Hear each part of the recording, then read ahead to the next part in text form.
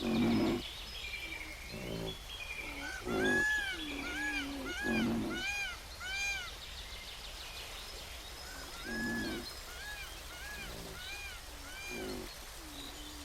good morning, doctors. We have with us Dr. Richard Milburn and we know him for agriculture and beyond integrated approaches to land management.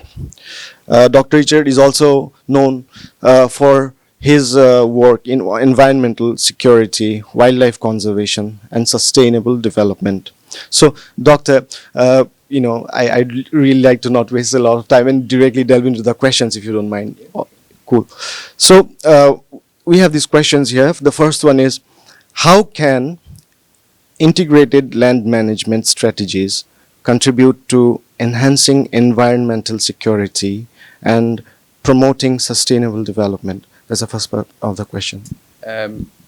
Yeah, so I think, fundamental to that is if you can improve what people eat and the revenue that they can generate, you can then reduce a lot of the damage that agriculture can possibly cause and the extra resources that they might consume. I thought there was a really good statistic offered yesterday that 90% of deforestation is caused by agriculture. So again, the better methods that you've got, the more food you can produce on less land, and then also the better ways to store it, you can then in effect return more land to nature, and also you can reduce the impact of that agricultural land, be that from fertilizer runoff and so on the environment. So I think it's one of those sort of fundamental building blocks around sustainability. Thank you very much. I mean, when you were saying that, I was thinking, but aren't you all doing that? But then I figured, of course, not everywhere. Yeah. So the second part of the question is, it's a completely different question rather.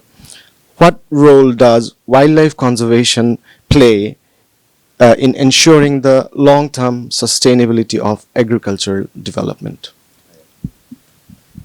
So again, I think it's a big part of that is about protecting the ecosystem services and natural capital that farmers rely on. So there's lots and lots of stories of where ecosystems and the wildlife that underpin them have been protected. When there's then been a natural disaster, a flood or a landslide, those places that have protected their wildlife and ecosystems have endured less damage. So I think that is key.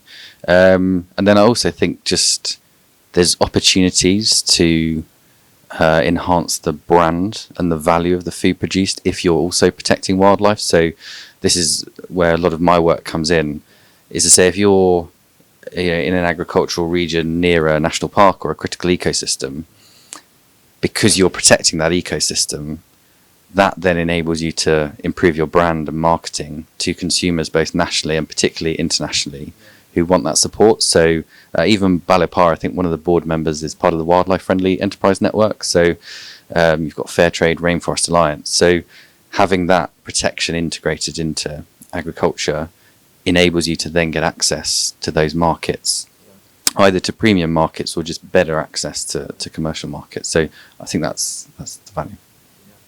That's the direction. And well, that are the set of questions we had for you. But then I would also like to know, I believe I have learned this from my colleague fellow here.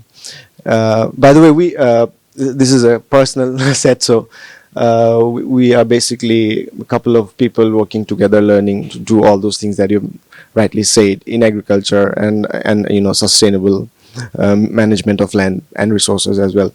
But since I have known now that you also are in, you have your lectures in King's College of London.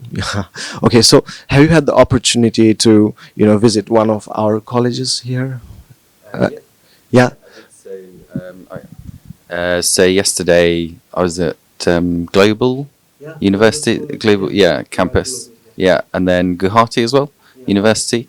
So only short visits sort of in for a panel.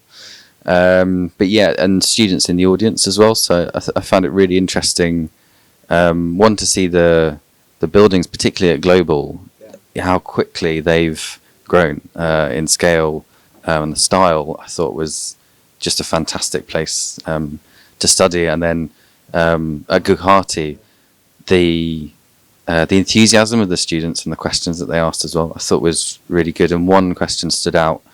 A student said, how can faculty at the university incentivize students to take action on sustainability? So could they give them extra merits, in their degree course and so on? So only very short visits. But yeah, really interesting and really good to see that enthusiasm and the opportunities that they were having. Thank you very much. I mean, I'm glad that you had the points of view of two different institutes. One is a modern architecture, one is a very old. Yeah. So yeah, thank you very much. That is all for today. Thank you very much for joining us, Doctor. Yeah.